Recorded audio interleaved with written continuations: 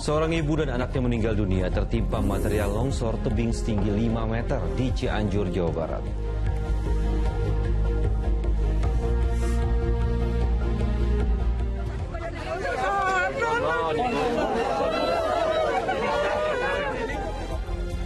Wanita ini histeris saat mengetahui anggota keluarganya tewas saat menolong teman yang terpleset ke sumur di Kabupaten Magelang, Jawa Tengah.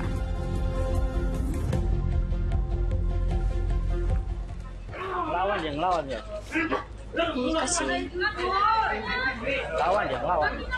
Warga menghakimi seorang pria yang membunuh teman kencannya di Bogor, Jawa Barat.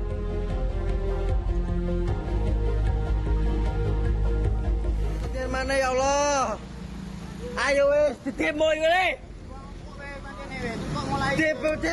Seorang pemotor wanita di Jember, Jawa Timur tewas terlindas truk lantaran sopir berusaha menghindari jalan berlubang.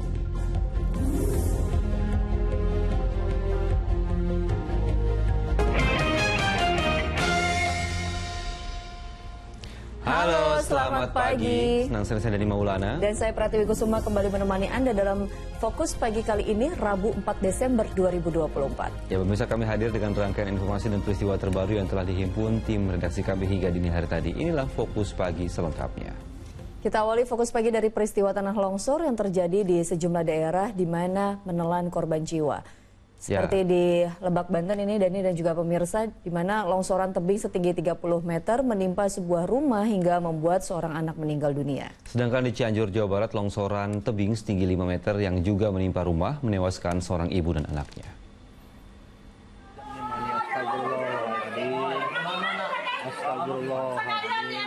Petugas dibantu warga mengevakuasi satu keluarga yang menjadi korban tertimpa longsoran tebing di Desa Telagasari, Cianjur Selatan, Selasa pagi.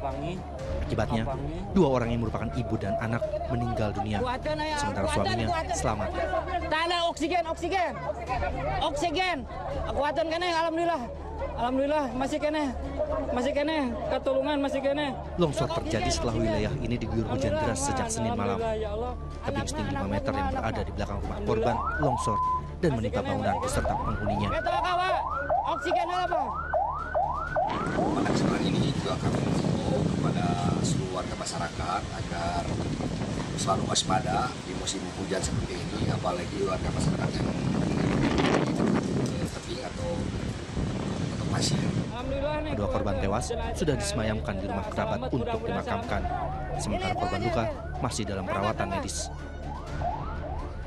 Seperti inilah kondisi bangunan rumah milik salah satu warga Kampung Kondang, Desa Cipanas, Kabupaten Lebak, Banten, yang jebol akibat tertimpa material tanah longsor. Tebing setinggi 30 meter tepat di samping rumah itu longsor imbas hujan deras seharian. Naas, tembok ruangan tengah rumah tersebut tiba-tiba ambruk dan menimpa seorang anak perempuan berusia 15 tahun yang sedang menonton TV. Warga kemudian menolong korban, namun nyawa remaja perempuan itu tak bisa diselamatkan. Longsor kayak gini, anak ada di dalam, jadi cara bingung mau mendapetin anak di dalam tanah. Kejadiannya jam berapa, Pak? Jam 9 lah. 9 malam? Ya, jam 9 malam. Jenazah korban yang merupakan siswi kelas 3 MTS itu telah dimakamkan keluarga. Selain korban tewas, seorang anak lainnya di rumah tersebut juga mengalami luka-luka akibat longsor. Tim Liputan melaporkan. Masih dari Banten, pemirsa, banjir memutus akses jalan di Kabupaten Pandeglang setelah wilayah ini diguyur hujan dengan intensitas yang tinggi. Tingginya curah hujan juga membuat 14 kecamatan di Kabupaten Lebak terendam banjir.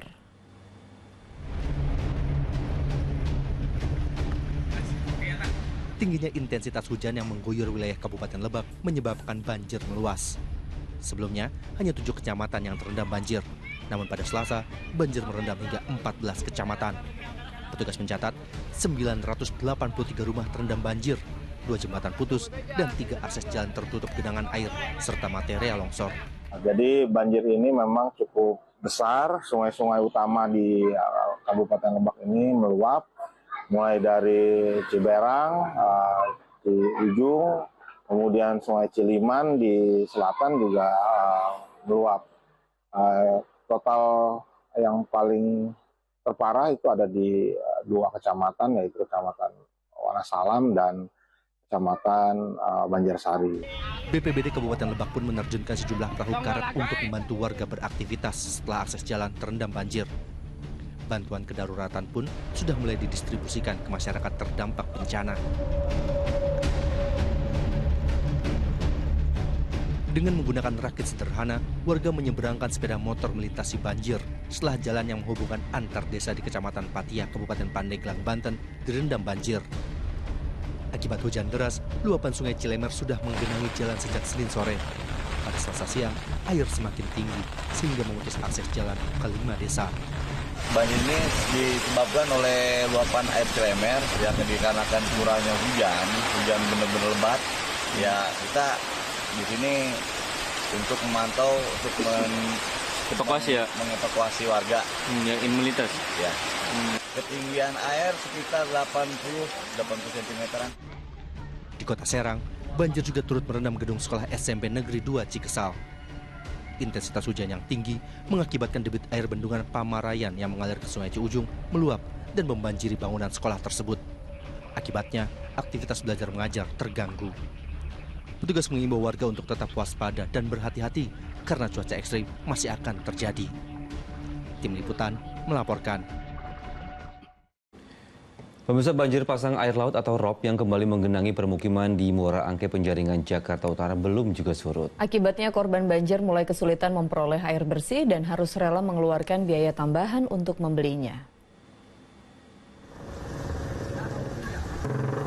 Sudah 3 hari kawasan permukiman padat di Muara Angke Penjaringan, Jakarta Utara tergenang banjir pasang air laut atau ROP setinggi 30 hingga 40 cm. Banjir yang tak kunjung surut tidak hanya membuat aktivitas warga korban banjir terganggu. Mereka juga mulai kesulitan memperoleh air bersih. Satu hari itu 5 pikul, 6 pikul. Lebih bisa lebih. Kecil.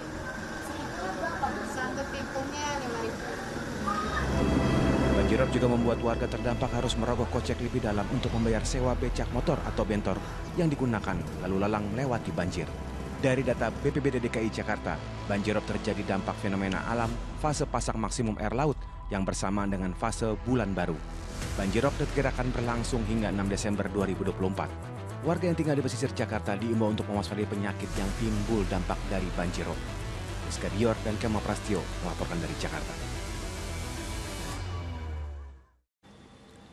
Hujan deras mengguyur sejumlah wilayah di Jawa Barat dan juga Jawa Tengah. Ya, di Cilacap, Jawa Tengah, guyuran hujan selama sehari semalam ini mengakibatkan 2 sungai meluap dan air merendam permukiman warga di 6 desa.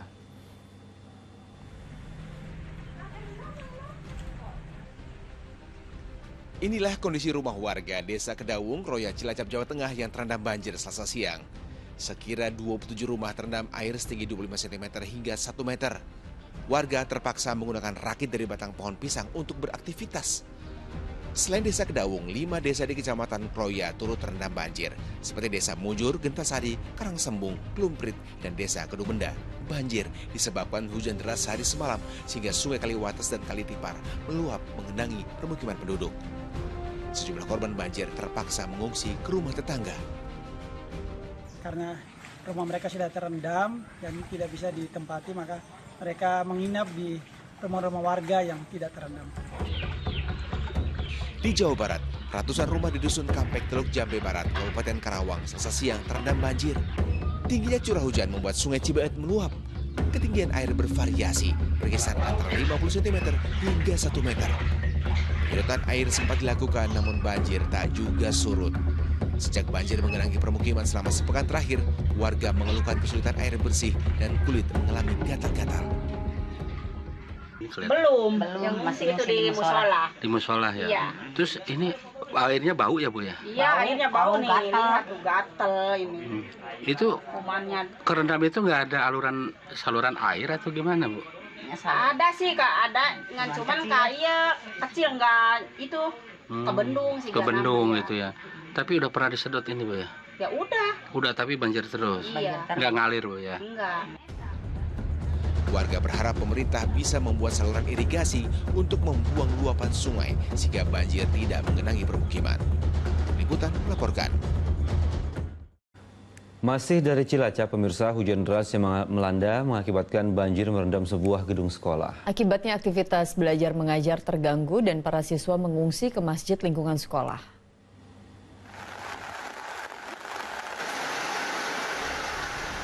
Para siswa Madrasah Ibtidaiyah Ma'arif 2 Bojong di Kecamatan Kaunganten, Kabupaten Cilacap, Jawa Tengah, Selasa pagi terpaksa menyelesaikan soal ujian mereka di masjid karena ruang kelas mereka terendam banjir.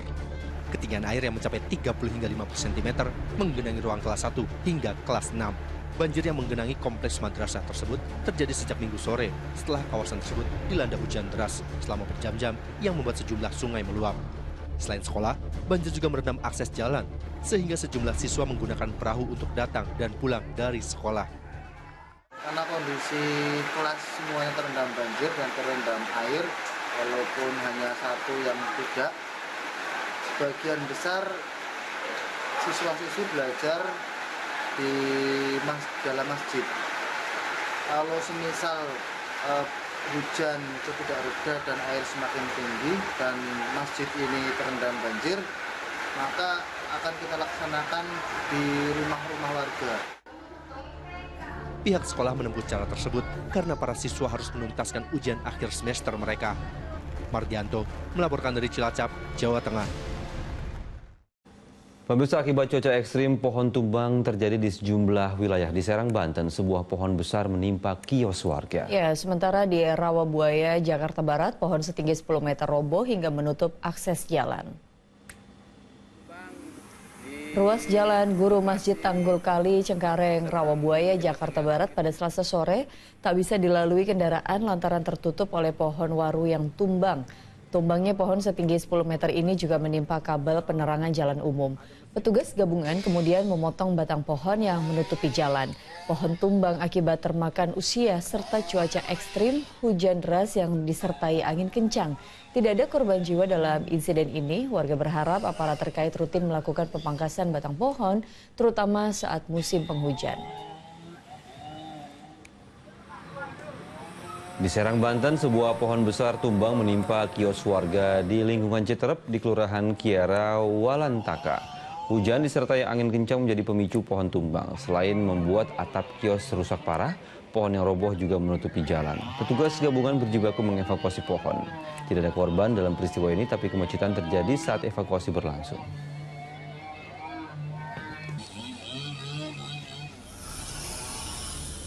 Sementara itu, hujan deras yang mengguyur kota Cirebon, Jawa Barat menyebabkan sebuah pohon besar di jalur Pantura tumbang pada Selasa malam.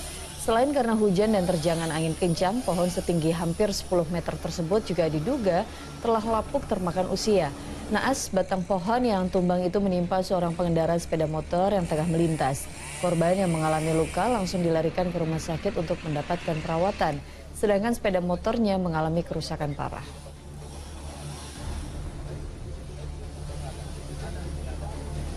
Jadi waktu awal itu motor ada 2 lewat, nah motor yang satu berhenti, yang satu udah di depan. Itu motor dari arah mana tadi? Dari arah terminal. Dari terminal menuju ke dekat lampu merah sana. Oh, iya. Tiba-tiba si pohon ini langsung jatuh, langsung rubuh, brak gitu. Nah aku dari depan sana, dari depan tambal ban, larilah ke depan, karena ada orang. Pemirsa, dampak cuaca buruk ini membuat sejumlah kapal besar di Pelabuhan Bakaheni, Lampung kesulitan untuk bersandar di dermaga. Sementara di Pelabuhan Merak, Banten, antrean kendaraan logistik terhambat akibat cuaca buruk.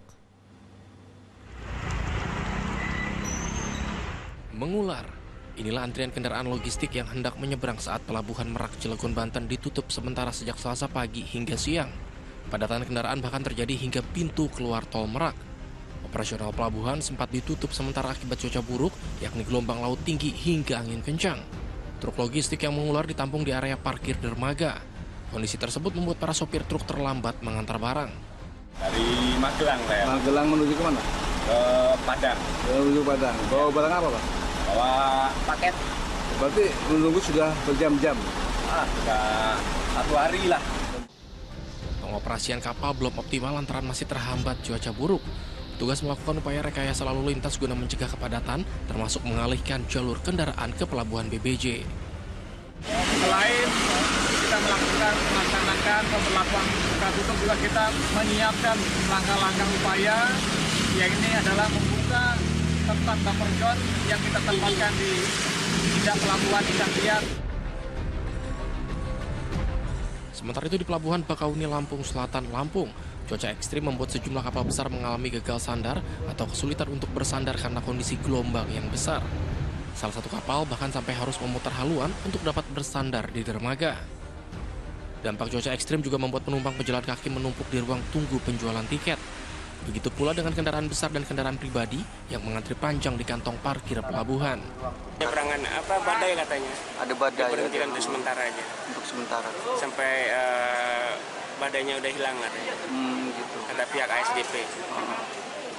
Merasa ini nggak terganggu ketika perjalanan? Iya, harusnya saya harus sampai jam 2 atau jam 3 ke Cilegon, terhambat juga sih, tapi karena cuaca ya. Hingga Selasa malam, aktivitas penyeberangan di Pelabuhan Bakauni masih terkendala akibat cuaca buruk yang mengakibatkan jadwal operasional terhambat. Tim Liputan melaporkan. Pemirsa, sebuah perahu bermuatan 7 orang terbalik diterjang ombak besar di perairan Teluk Semaka di Tanggamus, Lampung. Akibatnya para korban pun mengapung di laut selama 2 jam. Allah ya Rabbi ya Karim, model nekat. Yang nyelamatin orang putih ini. Kamera ponsel warga merekam saat sebuah perahu nelayan berhasil mengevakuasi sejumlah penumpang perahu yang mengapung selama 2 jam di laut. Setelah perahu yang mereka tumpangi terbalik diterjang ombak besar di perairan Teluk Semaka, Kabupaten Tanggamus. Kecelakaan terjadi saat 5 orang penumpang bersama 2 anak buah kapal itu berangkat dari dermaga Putih Doh, Kecamatan Cukduh Balek, hendak menuju Pulau Tabuan untuk menghadiri acara pernikahan. Saat di tengah laut, tiba-tiba perahu diterjang ombak besar hingga membuat perahu terbalik. Akibatnya, seluruh penumpang mengapung di laut selama 2 jam. Beruntung, ada perahu nelayan lain yang melintas dan langsung membantu para korban. Berangkat dari Putih Doh sekitar jam 14.25 atau 30, itu patah katir sehingga perahu terbalik. Untuk korban itu ada 5 orang dan 2 ABK kapal. Alhamdulillah semuanya selamat, Pak. Kini seluruh penumpang perahu yang selamat sedang menjalani pemeriksaan kesehatan dan akan dikembalikan ke keluarganya masing-masing. Asep Syaifullah melaporkan dari Kabupaten Tanggamus, Lampung. 4 orang tewas dan 5 orang luka-luka setelah bus yang mereka tumpangi terjun ke jurang sedalam 20 meter di Palopo, Sulawesi Selatan. Medan yang terjal sempat menghambat jalannya evakuasi. Tim SAR berusaha mengevakuasi 5 orang yang terluka dari sebuah bus yang terjun ke jurang sedalam 20 meter di Kelurahan Lebang, Kota Palopo, Sulawesi Selatan, Selasa siang. 2 diantaranya adalah sopir dan kernek bus. Selain korban luka, 4 orang penumpang meninggal dunia di lokasi kejadian. Bus NAS itu sebelumnya berangkat dari Tanah Toraja ke Kendari, Sulawesi Tenggara. Saat di lokasi kejadian, bus berpapasan dengan kendaraan lain. Diduga terlalu ke tepi sehingga bus terbalik ke jurang. Sekitar jam 10.30 di Batang kilometer 14, mobil terpelosok ke jurang, mobil Ketty. Penumpang yang berhasil kami evakuasi itu ada 6 orang. Dievakuasi selamat 3 orang, tetapi tiba di rumah sakit meninggal 1 dan korban meninggal pun itu ada 4 orang. Korban meninggal pun itu 2 orang. Hingga Selasa sore, petugas masih mengevakuasi bus. Medan yang terjal menghambat jalannya evakuasi. Sementara seluruh korban baik meninggal dunia maupun luka-luka telah dilarikan ke rumah sakit di Kota Palopo.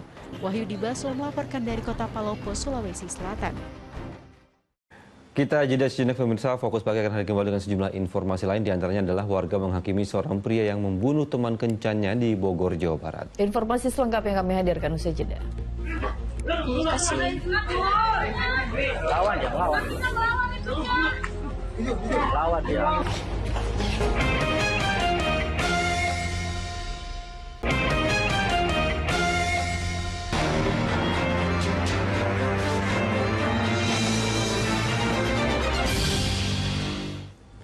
Anda kembali di Fokus Pagi dan kini kita masuk ke segmen Fokus Kasus. Ya, pemirsa, diduga dihabisi oleh teman kencan, seorang wanita di Kabupaten Bogor, Jawa Barat tewas di kamar indekos. Terduga pelaku yang berusaha kabur berhasil ditangkap dan menjadi bulan-bulanan warga.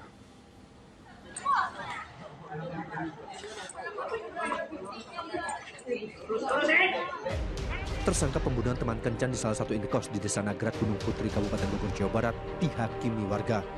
Bahkan, pemuda berinisial AP itu diseret kembali ke kamar kos tempat korban ditemukan. Meski sempat dihakimi, namun tersangka berhasil melarikan diri. Polisi dari Polsek Gunung Putri kemudian meringkusnya di Kampung Cibeber, Kecamatan Kelapa Nunggal, Bogor. Pembunuhan itu diketahui setelah warga sekitar mendengar suara gaduh dari kamar yang ditempati korban. Setelah didatangi, wanita muda RR telah tewas akibat luka di bagian leher. Menurut keterangan pelaku, cutternya itu memang dia bawa dari rumah, bukan dari tempat yang di kos-kosannya dia ambil, bukan. Mesti ada dugaan perencanaan. Ya, makanya kita masukkan tadi salah satu ancaman pasalnya 340 pembunuhan berencana. Polisi saat ini masih mendalami motif pembunuhan tersebut. Dugaan sementara, tersangka kesal dengan perkataan korban saat kencan sebelumnya, sehingga merencanakan pembunuhan saat kencan yang kedua. Akibat perbuatannya, tersangka terancam pasal pembunuhan berencana dengan ancaman 20 tahun penjara atau seumur hidup. Asep Solihin melaporkan dari Kabupaten Bogor, Jawa Barat. Pemirsa, polisi terus menyelidiki jumlah korban kasus pelecehan seksual yang dilakukan pria difabel di Mataram, Nusa Tenggara Barat. Tersangka tidak ditahan polisi dengan alasan kooperatif selama masa penyidikan. Kepolisian daerah Nusa Tenggara Barat menetapkan seorang pria difabel sebagai tersangka kasus pelecehan seksual terhadap mahasiswi berinisial MA yang terjadi pada Oktober silam. Penetapan tersangka pada pria berusia 21 tahun ini berdasarkan pemeriksaan korban, pernyataan 5 saksi, barang bukti, serta pertimbangan ahli. Penyidik menyebut tersangka memberikan tekanan psikologis secara verbal kepada korban sehingga merasa terancam dan menuruti kemauan tersangka. Karena dinilai kooperatif selama penyidikan, polisi tidak melakukan penahanan. Jadi dia seolah-olah membangun persepsi, menekan korban dengan kondisi korban yang lemah, sehingga memanipulasi dan mengikuti kata-kata si pelaku. Kan kooperatif dia pada saat langkah-langkah proses penyidikan dia kooperatif pada saat itu. Menurut tersangka, status hukum yang disandangnya saat ini tidak beralasan karena kondisi fisiknya yang memiliki berbagai keterbatasan. Meski begitu, dari catatan Komisi Disabilitas Daerah Nusa Tenggara Barat, jumlah korban lebih dari 1 orang. Yang lapor di KDD, yang mencet KDD itu ada 3 case. Jadi medsos itu kan beberapa juga ada korban yang komentar. Nah itu juga kita belum telusuri sampai situ. Nah. Jika terbukti bersalah, tersangka terancam di penjara 4 tahun. Riyadi Sulhi melaporkan dari Mataram, Nusa Tenggara Barat. Seorang wanita di Kabupaten Tebo, Jambi tewas ditikam suaminya. Ya, aksi nekat pelaku dipicu lantaran korban menolak rujuk.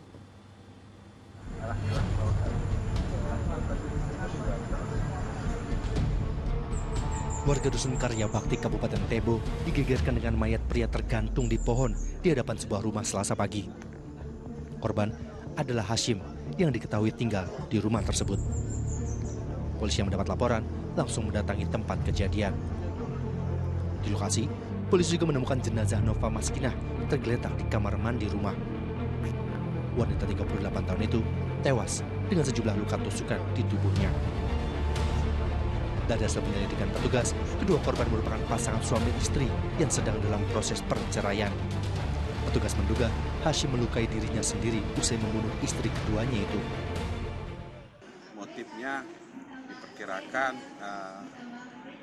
suami ini meminta mau rujuk kembali, tapi dengan alasan istri berhubung sering kali berulang-ulang melakukan KDRT, maka istri tersebut tidak mau kembali. Dari lokasi kejadian, polisi mengumpulkan barang bukti berupa sebilah pisau, seutas kawat, kapak, dan tangga kayu. Sementara, jasad kedua korban telah dievakuasi ke Rumah Sakit Umum Daerah Sultan Taha Saifuddin, Kabupaten Tebo. Rick Carson melaporkan dari Kabupaten Tebo, Jambi. Pemirsa, diduga kesal sering dibandingkan dengan anak tetangga. Seorang remaja berusia 17 tahun di Deli Serdang, Sumatera Utara tega menganiaya ibu kandungnya. Sang anak kabur meninggalkan ibunya yang penuh luka. Pelarian remaja 17 tahun ini terhenti lantaran polisi berhasil menangkapnya di kawasan Banda Aceh setelah ia menganiaya ibu kandungnya. Peristiwa itu terjadi di rumah di Desa Kotasan, Kecamatan Galang, Deli Serdang. Diduga perselisihan terjadi karena pelaku kesal dibandingkan dengan anak tetangga. Di saat sang ibu selesai mandi, remaja laki-laki itu gelap mata hingga menganiayanya menggunakan pisau. Wanita 54 tahun tersebut dilarikan ke rumah sakit karena mengalami 12 luka tusuk. Korban sedang mandi, kemudian pelaku anak menunggu korban keluar dari kamar mandi dengan mempersiapkan pisau yang diambil dari dapur. Korban banyak mengeluarkan darah pada bagian punggung. Kemudian setelah melakukan penganiayaan tersebut, pelaku langsung berkemas untuk kabur dari rumah. Kini remaja tersebut ditahan di Polresta Deli Serdang guna pemeriksaan lanjutan. Lantaran berulah keji, anak berhadapan dengan hukum itu bisa terancam 10 tahun penjara. Muhammad Hamdani melaporkan dari Deli Serdang, Sumatera Utara. Polisi memeriksa ponsel MAS, remaja yang membunuh ayah dan neneknya di Cilandak, Jakarta Selatan. Ya, hasilnya petugas tidak menemukan hal yang mencurigakan di dalam ponsel MAS. Penyidik Unit Pelayanan Perempuan dan Anak Satreskrim Polres Metro Jakarta Selatan masih menggali motif di balik pembunuhan ayah dan nenek di Lebak Bulus 1 Cilandak, Jakarta Selatan pada hari Sabtu. Setelah memeriksa kondisi kejiwaan anak yang berkonflik dengan hukum berinisial MAS, penyidik juga memeriksa seluruh isi ponsel milik pelajar kelas 1 SMA itu. Hasilnya penyidik tidak menemukan kejanggalan. Sementara itu kondisi mental MAS hingga kini terus membaik saat diperiksa penyidik. Sesekali remaja berusia 14 tahun itu mengutarakan rasa rindu ingin bertemu dan meminta maaf kepada ibunya yang hingga kini masih menjalani perawatan di rumah sakit. Di dalamnya yang jelas di HP tidak ada yang aneh ya. Jadi foto, kemudian juga video-video yang ada di dalam itu ada lucu-lucuan saja, jadi tidak ada yang janggal di mata penyidik gitu. Untuk game-game tertentu atau aplikasi-aplikasi lain? Ya, jadi aplikasi dan yang lain-lain tidak ada. Ya, jadi memang pure anak ini belajar. Di dalamnya juga banyak pelajaran-pelajaran yang kehabisan bahan bakar saat sedang membawa kabur motor curian seorang pria di Pasuruan, Jawa Timur babak belur dihajar warga. Sementara itu di Pademangan, Jakarta Utara, warga mengepung sebuah rumah kontrakan yang dijadikan tempat persembunyian terduga pelaku pencurian motor. Warga di Pademangan, Jakarta Utara langsung berkerumun mendatangi sebuah rumah kontrakan berlantai 2 yang dijadikan tempat persembunyian seorang pria yang diduga maling motor pada Selasa malam.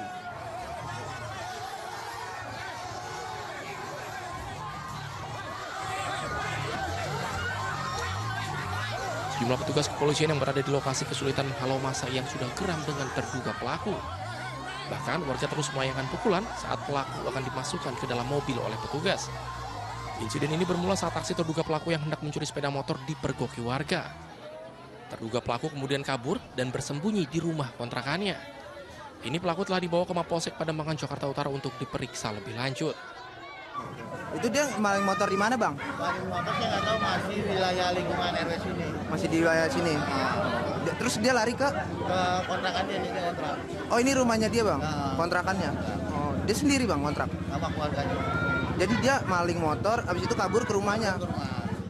Sementara itu di Pasuruan, Jawa Timur, seorang pria yang diduga pencuri sepeda motor diikat di pinggir jalan dan dikeroyok oleh warga. Terduga pelaku ditangkap warga setelah motor curian yang dibawanya mogok karena kehabisan bahan bakar. Warga sempat mengejar pelaku hingga berjarak hampir 7 km dari lokasi pencurian. Tak berselang lama, polisi segera tiba di lokasi dan mengamankan pelaku dari amukan warga. Tim Liputan melaporkan. Di informasi lain, pemirsa, 2 narapidana lapas kelas 2B Sumedang, Jawa Barat nekat kabur melalui tembok dengan menggunakan sarung yang diikatkan. Beruntung kedua napi berhasil ditangkap kembali, salah satunya bahkan diamankan pelajar yang memergoki upaya pelariannya.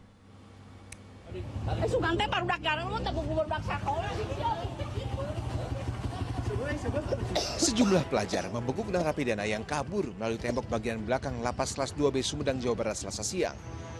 Para pelajar sempat mengira 2 orang yang loncat dari tembok setinggi 6 meter adalah pekerja bangunan. Mereka baru sadar ketika salah satu napi memakai baju narapidana.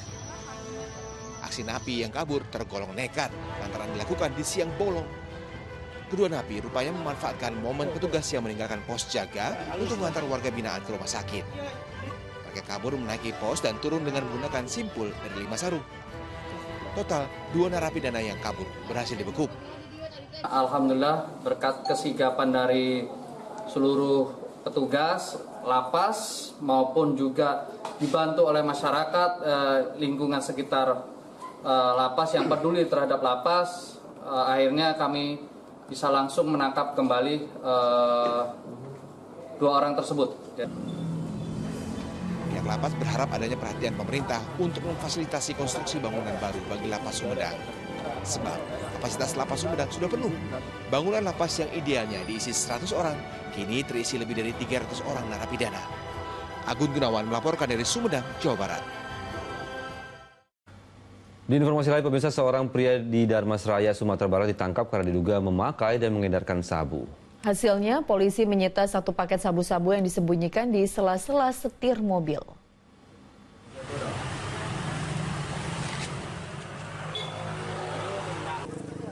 Tersangka pengedar narkotika jenis sabu-sabu bernama Hendri Gustianto ini ditangkap anggota Satuan Reserse Narkoba Polres Darmasraya di Jorong Napau, Kecamatan Situng, Darmasraya, Sumatera Barat.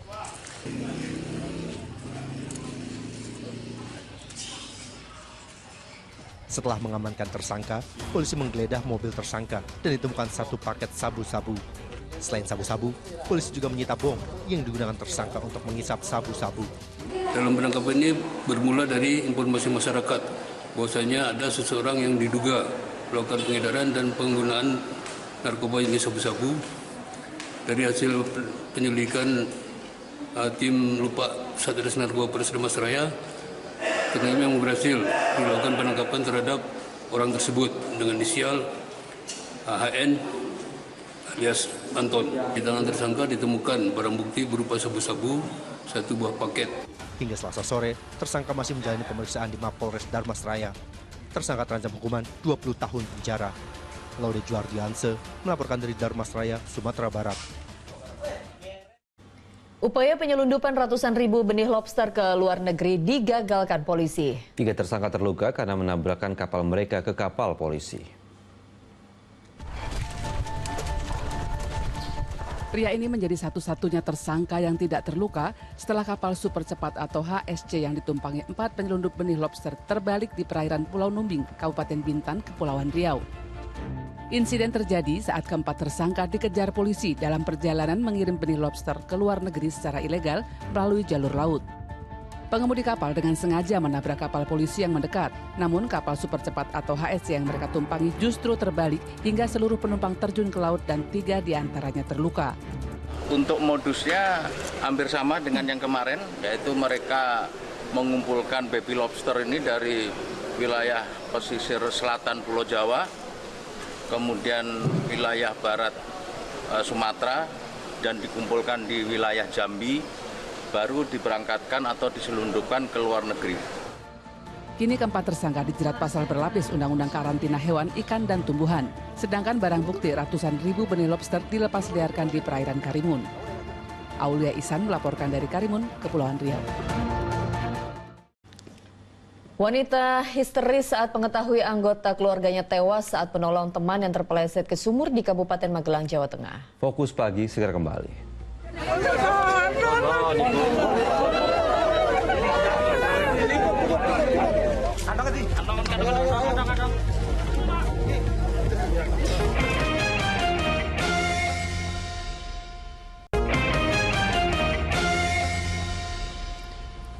Anda kembali menyaksikan Fokus Pagi bersama saya, Pratiwi Kusuma. Dan saya Dani Maulana. Pemirsa, hendak menolong teman yang terpeleset ke sumur, seorang pria di Magelang, Jawa Tengah justru turut terjebak di dalam sumur. Ia tewas sementara rekannya selamat setelah berhasil dievakuasi.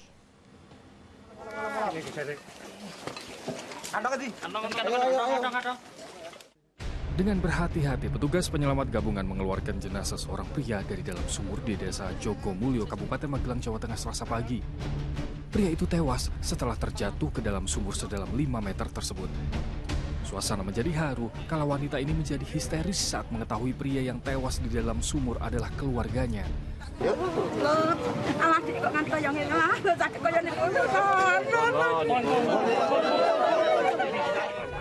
Pria berusia 26 tahun itu tewas saat tengah menolong temannya yang terpeleset ke dalam sumur ketika menghidupkan mesin pompa untuk pengairan sawah. Naas, korban malah terjatuh dengan posisi kepala berada di bawah. ternyata di situ malah ada kepleset lah, kepleset kecelakaan masuk situ. Setelah itu ada temannya lagi mau menolong. Yang pertama itu bisa diambil, bisa ditolong, terselamatkan, nggak ada masalah apa-apa. Tapi yang kedua yang nolong, malah justru tersungkur, kepalanya jatuh di bawah. Akhirnya bisa mengakibatkan meninggal dunianya karena tidak bisa bernapas. Dari 2 pria yang terjebak di dalam sumur, 1 orang dapat dievakuasi dalam keadaan selamat. Sementara 1 orang meninggal dunia diduga karena kepalanya terbentur dinding sumur. Pemeriksaan luar mendapati adanya luka di bagian kepala. Untuk kendalanya, jadi pada saat kita melaksanakan evakuasi korban itu tenggelam ya di dasar sumur. Sementara kedalaman air di dalam sumur itu kurang lebih ada 4-5 meter. Guna dilakukan visum, jenazah dibawa ke Rumah Sakit Umum Daerah Muntilan. Wahyu Diono melaporkan dari Magelang, Jawa Tengah. Seorang bocah berusia 11 tahun tenggelam di sungai di Mojokerto, Jawa Timur kala mandi bersama teman-temannya di sungai berarus deras. Sementara itu di Sleman, Yogyakarta, pria yang hilang saat memancing ditemukan dalam kondisi tidak bernyawa.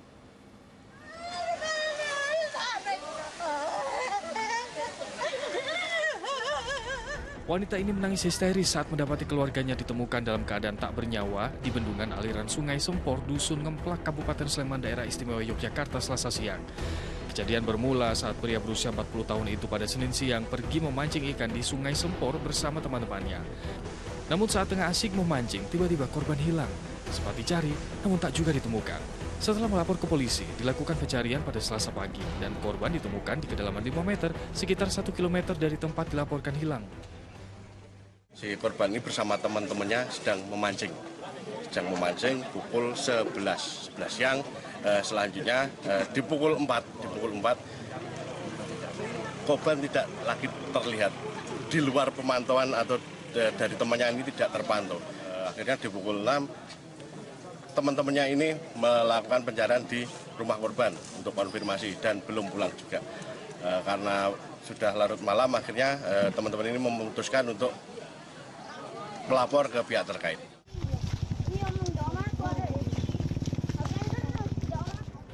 Sementara itu, seorang bocah laki-laki berusia 11 tahun ditemukan tewas di Sungai Afour di Desa Ngingas Rembiong, Kabupaten Mojokerto, Jawa Timur, Selasa siang.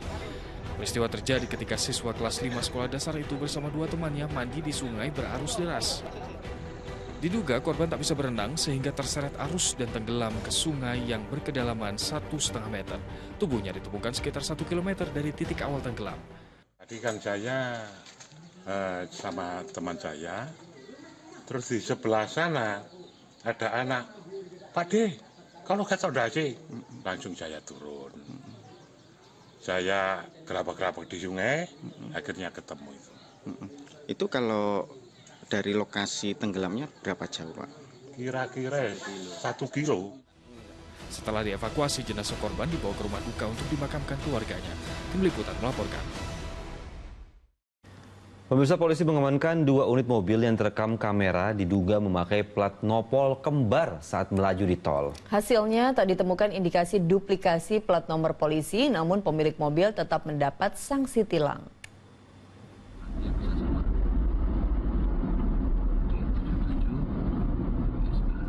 Inilah rekaman video saat mobil SUV dan mobil sedan melaju beriringan di kawasan Tol Jor, Tangerang Selatan, Banten.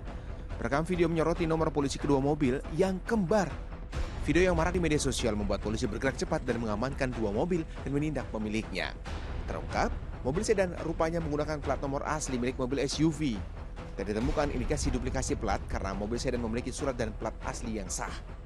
Di depan mobil Mercy ini menggunakan plat sesuai dengan plat yang diperuntukkan untuk Mercy, ya, yang di depan.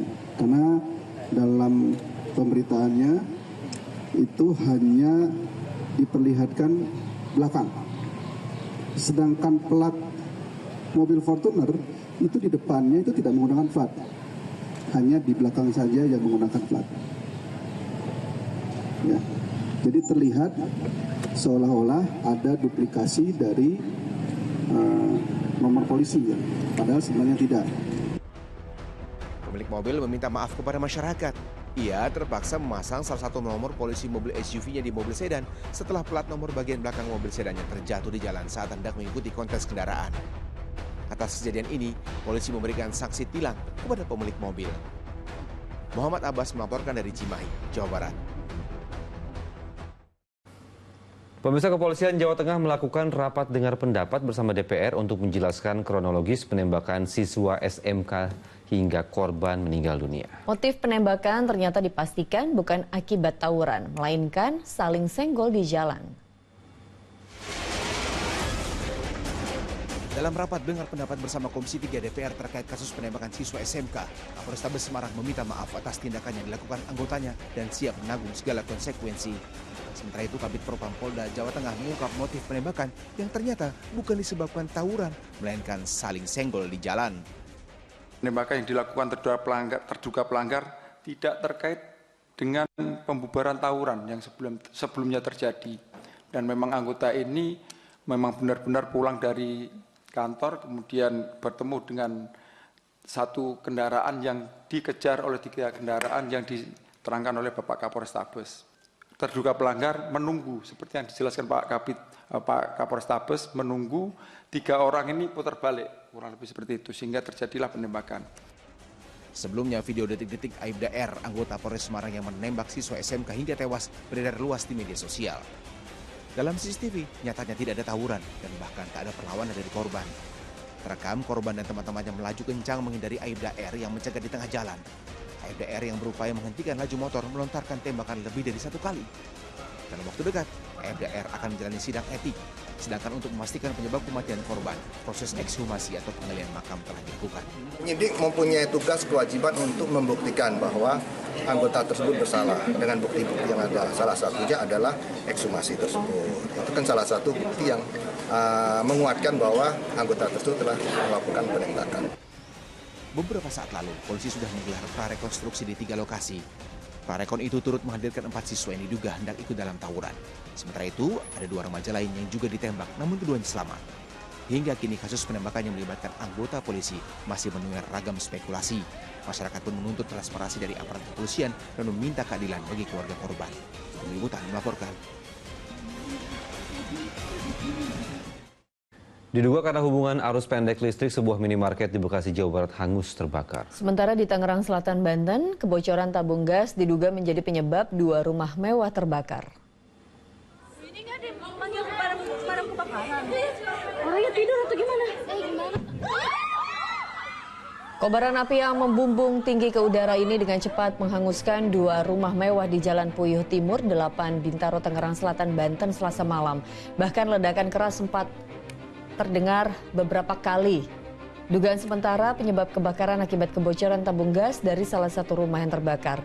Dalam peristiwa ini, pemilik menderita luka bakar saat berusaha memadamkan api dengan peralatan seadanya.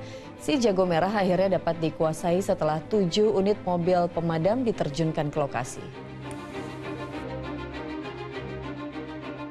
Penyebabnya dugaan sementara 1 buah tabung gas, jadi kebocoran tabung gas itu dugaan sementara karena pas kami pos terdekat yang sudah tiba pertama itu ada ledakan 2 kali, jadi anggota kami menyerang dari sisi depan dan sisi kiri untuk tidak merampas. Sementara itu, sebuah minimarket yang berada di Jalan Kartini di Kota Bekasi, Jawa Barat pada hari Selasa ludes terbakar. Akibatnya seluruh barang dan produk makanan yang berada di dalam minimarket hangus. 7 karyawan di minimarket berhasil menyelamatkan diri sehingga tidak ada korban. Kobaran api bisa dilokalisir oleh petugas damkar sehingga tidak merambat ke bangunan lain. Diduga kebakaran terjadi akibat hubungan arus pendek listrik.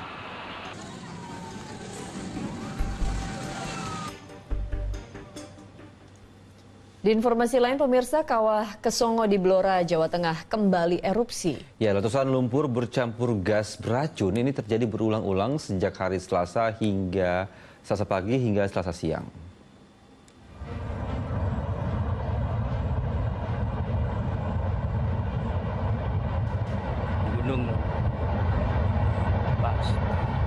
Gunung Lumpur Kesongo atau Kawah Oro-Oro Kesongo di Desa Gabusan, Kecamatan Jati, Blora, Jawa Tengah erupsi Selasa pagi.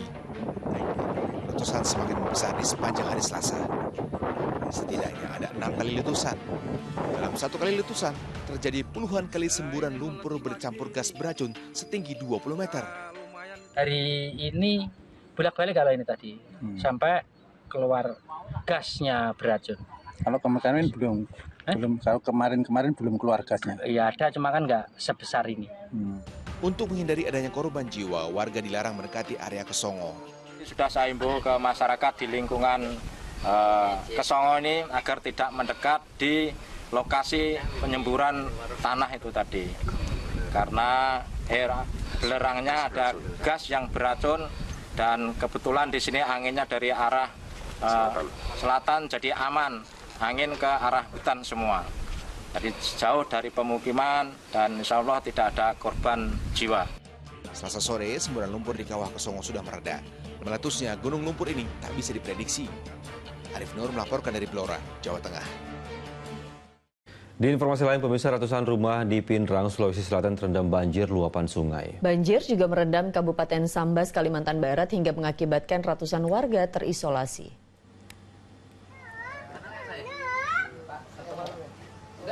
Menggunakan perahu, Bupati Sambas membagikan sejumlah bahan pokok kepada warga terdampak banjir di Desa Sepantai, Kecamatan Sejangkung, Kabupaten Sambas pada Selasa pagi. Sudah 3 hari banjir dengan ketinggian hingga 1 meter merendam ratusan rumah di desa ini.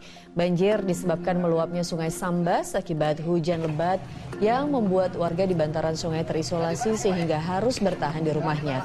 Pemkab Sambas terus berkoordinasi dengan berbagai pihak guna mempercepat penanganan banjir. Bupati Sambas didampingi Pak Kapolres, Pak Dandim, dan stakeholder meninjau langsung kondisi lapangan. Debit air setiap hari naik, kondisinya kita lihat. Derasnya hujan dari pegunungan mengakibatkan air sungai meluap dan banjir menerjang permukiman penduduk di Desa Malang, Duan Panua di Pinrang, Sulawesi Selatan. Tidak hanya rumah penduduk, fasilitas umum seperti sekolah dan masjid juga ikut terendam air setinggi 50 cm. Terdata 300 rumah dan 87 hektar areal persawahan terdampak banjir. Pemerintah daerah dan Balai Besar Pompengan berencana mengeruk sejumlah sungai yang mengalami pendangkalan agar Desa Malang terbebas dari langganan banjir.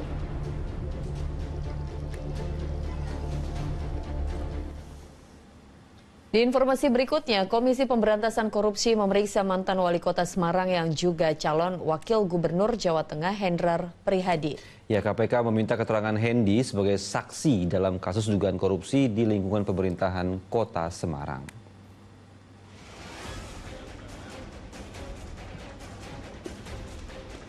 KPK memeriksa mantan wali kota Semarang Hendrar Prihadi selama 4 jam di kantor KPK di Gedung Merah Putih di Jalan Rasuna Said, Kuningan, Jakarta Selatan.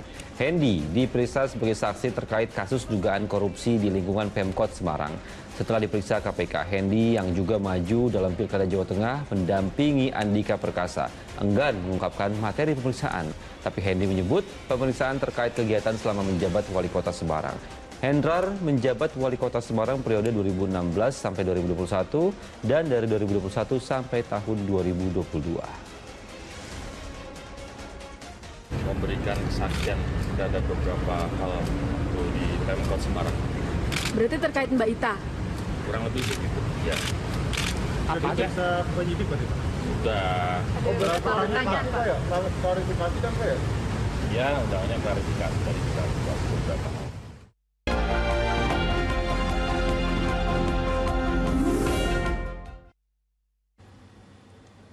Kantor KPUD Kabupaten Morowali, Sulawesi Tengah hangus dilalap api. Kebakaran terjadi saat seluruh komisioner tengah menggelar rapat persiapan pemungutan suara ulang.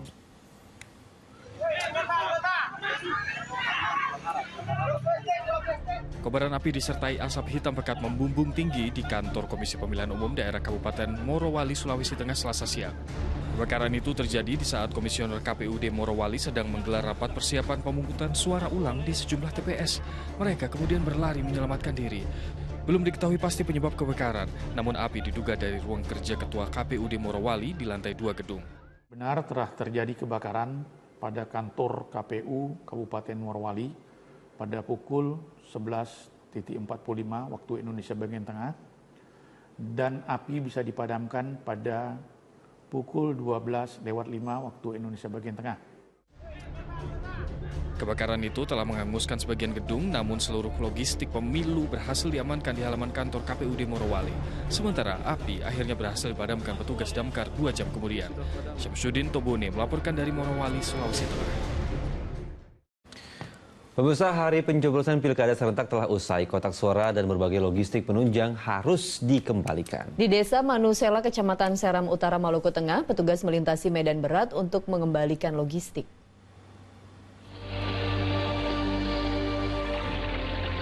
Melintasi sungai berarus deras. Seberangi jurang tanpa alat pengaman. NKRI harga mati.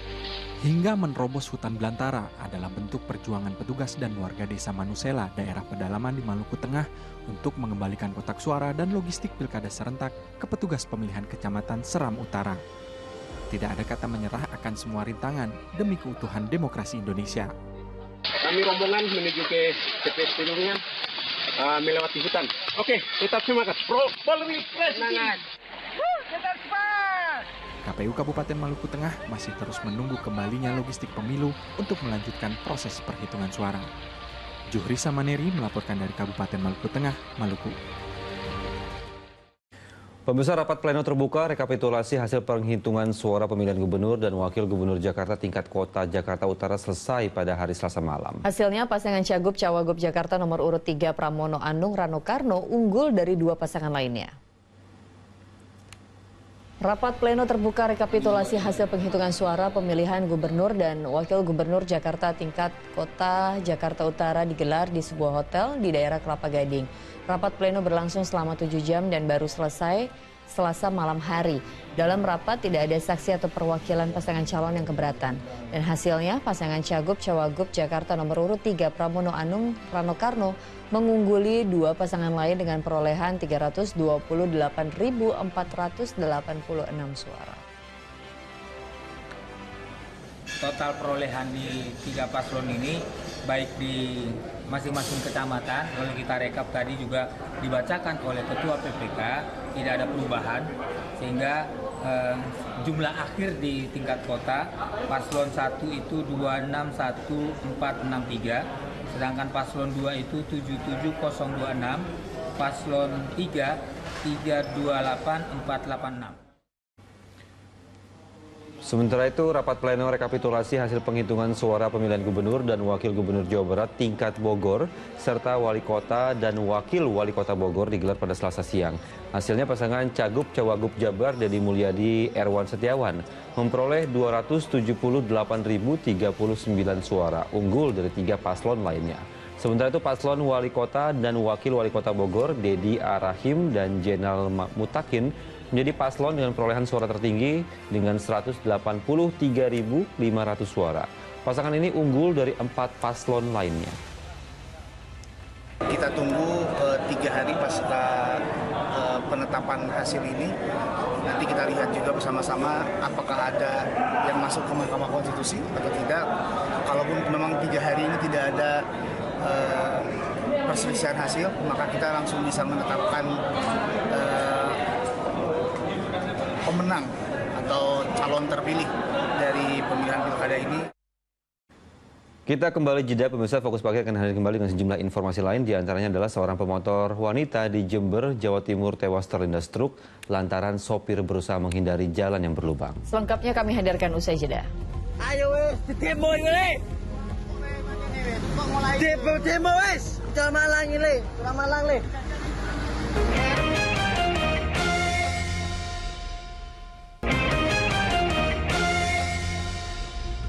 Anda kembali menyaksikan Fokus Pagi. Pemirsa, 2 kecelakaan sekaligus yang diduga dipicu karena jalan yang rusak dialami 2 pengendara sepeda motor di Jember, Jawa Timur. Salah satu insiden bahkan hingga menyebabkan seorang pemotor tewas terlindas truk lantaran sopir berusaha menghindari jalan berlubang. Ya Allah, kejadian mana ya Allah? Ayo wes, demo ini. Demo wes. Video amatir warga merekam beberapa saat setelah kecelakaan tragis yang dialami pengendara sepeda motor di Jalan Raya Rowo Tamtu, Kecamatan Rambi Puji, Jember, Jawa Timur pada Selasa pagi. Korban yang merupakan seorang wanita tewas dengan kondisi mengenaskan berada di kolong truk trailer pengangkut semen.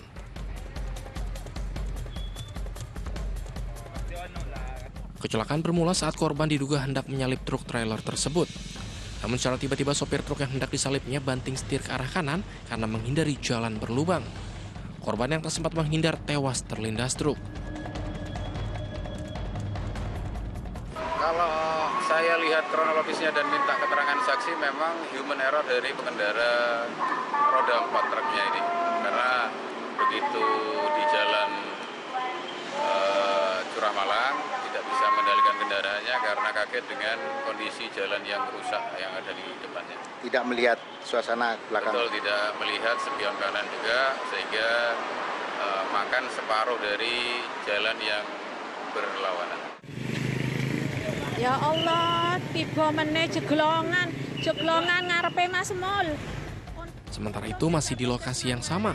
Hanya berselang beberapa jam kemudian kini giliran seorang pria terpaksa digotong warga ke Puskesmas Balung gara-gara motornya terperosok ke jalan berlubang yang tertutup genangan air.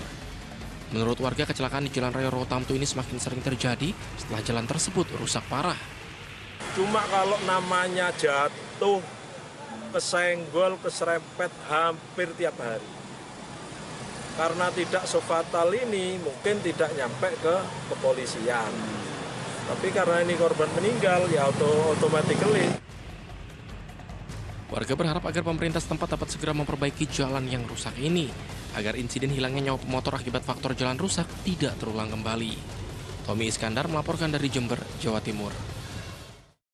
Pemirsa, peristiwa tanah longsor terjadi di sejumlah daerah hingga menelan korban jiwa. Ya, di Lebak, Banten, longsoran tebing setinggi 30 meter menimpa sebuah rumah hingga membuat seorang anak meninggal dunia. Ya, sedangkan di Cianjur, Jawa Barat, longsoran tebing setinggi 5 meter juga menimpa rumah, menewaskan seorang ibu dan anaknya.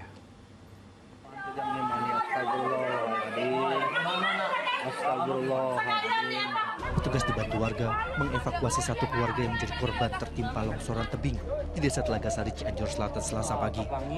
Akibatnya, 2 orang yang merupakan ibu dan anak meninggal dunia, sementara suaminya selamat. Tanah oksigen,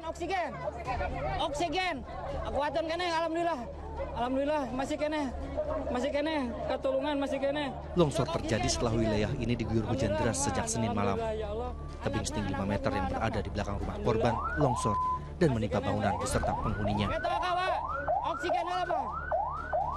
Pada kesempatan ini juga kami mengimbau kepada seluruh warga masyarakat agar selalu waspada di musim hujan seperti ini, apalagi warga masyarakat yang tebing atau pasir. Kedua korban tewas sudah disemayamkan di rumah kerabat untuk dimakamkan, sementara korban luka masih dalam perawatan medis. Seperti inilah kondisi bangunan rumah milik salah satu warga Kampung Kondang, Desa Cipanas, Kabupaten Lebak, Banten, yang jebol akibat tertimpa material tanah longsor. Tebing setinggi 30 meter tepat di samping rumah itu longsor imbas hujan deras seharian. Nahas, tembok ruangan tengah rumah tersebut tiba-tiba ambruk dan menimpa seorang anak perempuan berusia 15 tahun yang sedang menonton TV. Warga kemudian menolong korban, namun nyawa remaja perempuan itu tak bisa diselamatkan. Longsor kayak gini, anak ada di dalam, jadi bingung mau mendapetin anak di dalam tanah. Kejadiannya jam berapa, Pak?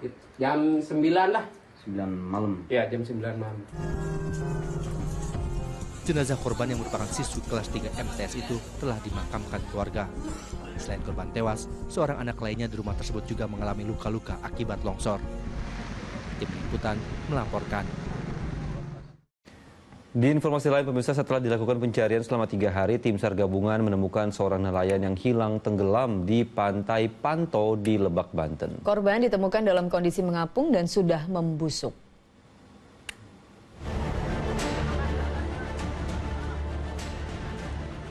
Inilah proses evakuasi korban tenggelam yang dilakukan tim gabungan dari Basarnas Banten, BPBD Kabupaten Lebak bersama TNI Polri di Pantai Panto, Kecamatan Wonosalam, Kabupaten Lebak, Banten pada Selasa pagi. Sayangnya korban yang diketahui bernama Herman ditemukan dalam kondisi meninggal dunia. Proses pencarian yang dilakukan tim gabungan berlangsung selama 3 hari. Korban ditemukan oleh petugas dalam keadaan mengapung di tengah perairan Tanjung Panto dengan kondisi mengapung dan sudah membusuk. Korban yang dilaporkan hilang akibat terseret ombak saat tengah mencari rumput laut itu kemudian dibawa ke puskesmas untuk dilakukan pendataan dan pemeriksaan oleh petugas.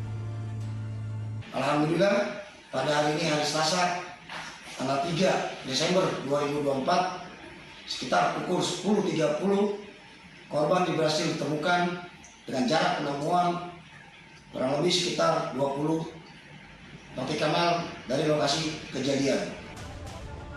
Setelah dilarikan ke rumah sakit terdekat, korban rencananya akan langsung diserahkan oleh tim SAR gabungan ke pihak keluarga untuk dimakamkan. Ariel Maranus melaporkan dari Lebak, Banten.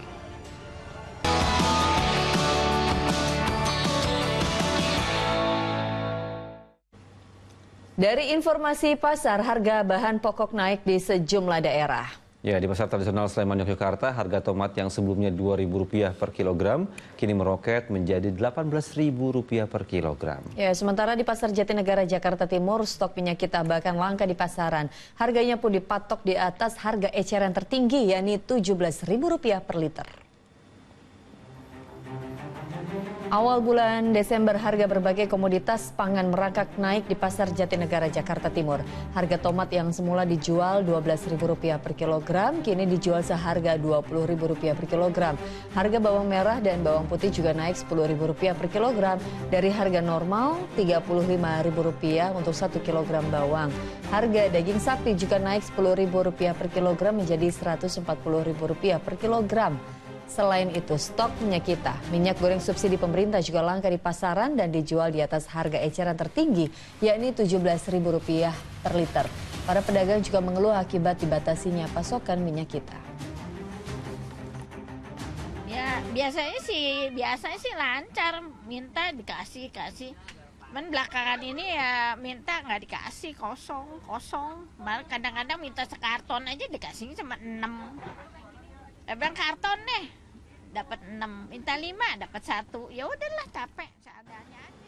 Di pasar tradisional Sleman, Yogyakarta, harga tomat yang sebelumnya Rp2.000 per kilogram melejit hingga Rp18.000 per kilogram. Menurut pedagang, kenaikan harga tomat karena minimnya pasokan akibat cuaca buruk dan petani banyak yang gagal panen.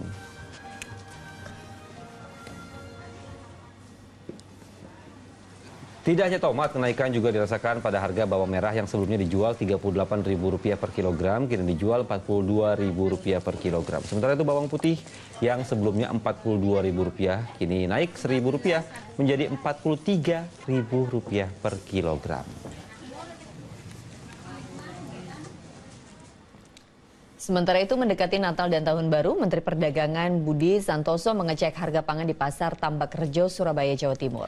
Menteri Perdagangan memastikan stok kebutuhan pokok aman dan harga pun terkendali. Menteri Perdagangan Budi Santoso mendatangi Pasar Tradisional Tambak Rejo, Surabaya, Jawa Timur. Dalam pengecekan harga pangan menjelang Natal dan Tahun Baru, Menteri Perdagangan mendapati sejumlah kebutuhan pokok alami kenaikan dalam batas yang normal, seperti bawang merah dan bawang putih. Mendak Budi Santoso memastikan stok kebutuhan pokok menjelang Natal dan Tahun Baru aman. Kita terus tetap berkoordinasi dengan para produsen, distributor untuk menjaga agar harga terjamin dan tidak ada kelangkaan bahan pokok. Ya, saya kira demikian.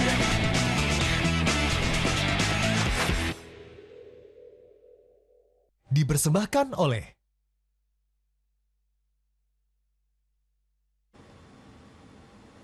Dari pekan ke-12 Beri Liga 1, Arema FC menang telak 3-0 saat menjamu Persita Tangerang. Hasil ini membuat Singoedan memanaskan persaingan di papan atas klasemen.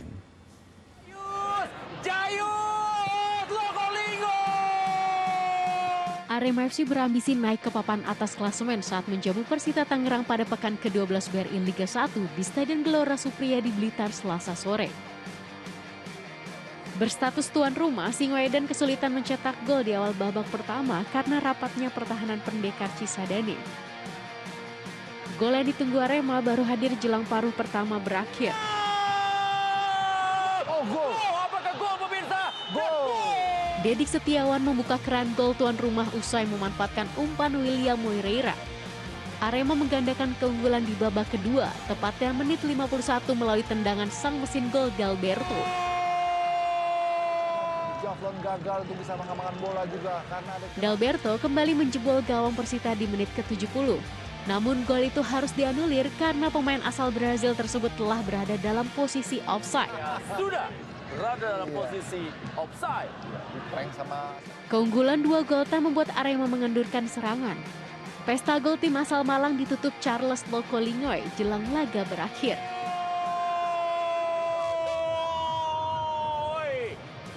Menang 3-0, Arema naik ke posisi 6 dengan poin 21.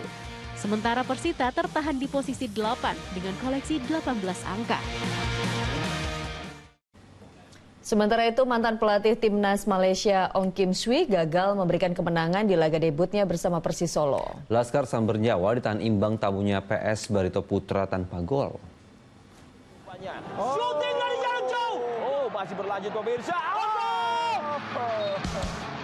Debut pelatih anyar Ong Kim Swee mewarnai laga Persis Solo kontra Barito Putra di Stadion Manahan Selasa malam. Persis langsung menekan sejak awal laga. Sundulan Ramadan Sananta nyaris berbuah gol, andai tak digagalkan kiper Nur Khalid. Yang sangat baik tadi dari Nur Khalid. Luar biasa, ini sundulan dari jarak. Barito tak ketinggalan mengancam gawang tuan rumah. Salah satunya melalui sepakan keras Lucas Morelato yang masih melambung. Luar biasa Chicago. Iya, insting yang sangat bagus. Di babak kedua, tim tamu masih mengandalkan tendangan jarak jauh untuk membobol gawang Persis. Namun, sepakan Morelato masih melebar. Sekali juga melepaskan tendangan keras, kali ini semakin dekat, semakin menuju. Sedangkan tuan rumah terus menggempur pertahanan lawan. Namun hingga akhir laga, sulit mencetak gol. Sananta. Oh, masih berlanjut pemirsa. Skor 0-0 menjadi hasil akhir laga ini. Hasil imbang membuat Persis gagal menang di 4 laga terakhir dan masih tertahan di zona degradasi. Sedangkan Barito 2 strip di atasnya.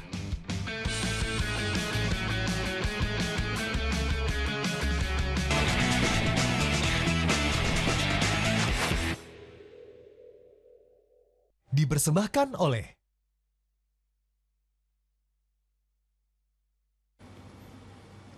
Pemirsa, menjelang laga penentu di ajang AFC Champions League 2, sejumlah pemain asing Persib Bandung mengalami cedera. Meski begitu, Maung Bandung tetap menargetkan kemenangan demi lolos ke babak selanjutnya.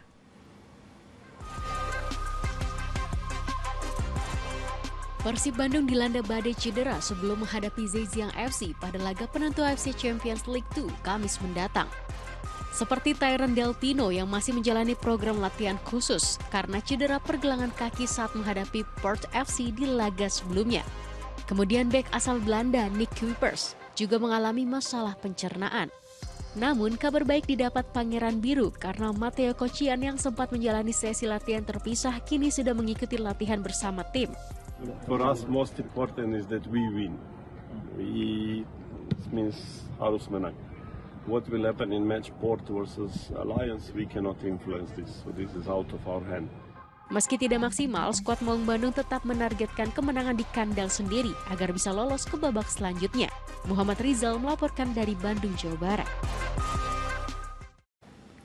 Menghadapi ajang ASEAN Championship 2024, Timnas Indonesia menggelar laga uji coba menghadapi Bali United. Dalam laga ini, skuad Garuda yang didominasi pemain muda menang atas tim Serdadu Tridatu.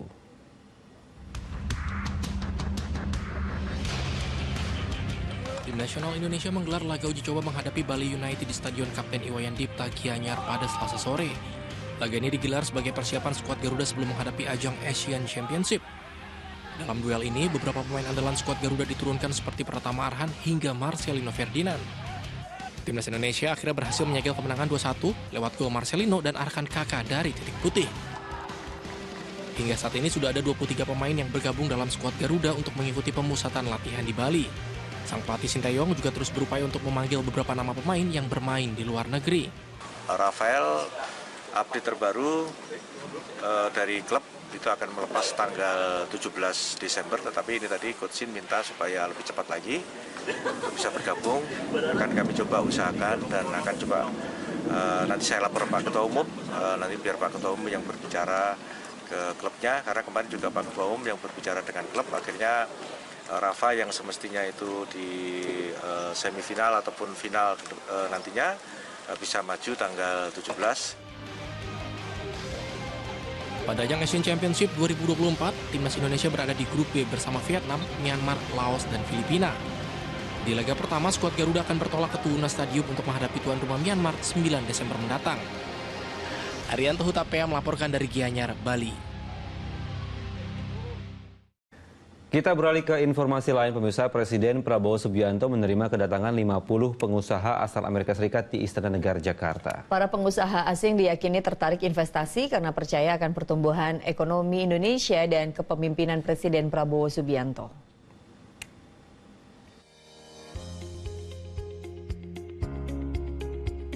Presiden Prabowo Subianto bertemu dengan 50 pengusaha asal Amerika Serikat di Istana Negara Jakarta Selasa pagi. Dalam pertemuan bisnis ini, Presiden Prabowo didampingi Menteri Koordinator Bidang Perekonomian Erlangga Hartarto, Menteri Investasi dan Hilirisasi Kepala BKPM Rosan Ruslani, serta Menteri Luar Negeri Sugiono. Pertemuan membahas bisnis di 8 industri berbeda, seperti kesehatan, pariwisata, dan digitalisasi. Para pengusaha asal Amerika Serikat dinilai tertarik berinvestasi karena yakin dengan pertumbuhan ekonomi Indonesia dan kepemimpinan Presiden Prabowo Subianto. Karena mereka mempunyai keyakinan dengan pemerintahan Bapak Prabowo yang menunjukkan komitmennya untuk terus mengembangkan iklim investasi Indonesia, terus mengembangkan ease of doing business di Indonesia, dan juga di saat bersamaan juga Bapak Presiden menyampaikan tidak akan ada toleransi untuk untuk korupsi atau hal-hal negatif yang akan menghambat investasi. Sementara itu, Presiden Prabowo juga memuji kinerja para menterinya di depan para pengusaha asing. I'm very grateful to my team. Yesterday I had my third full cabinet meeting in 44 days, and I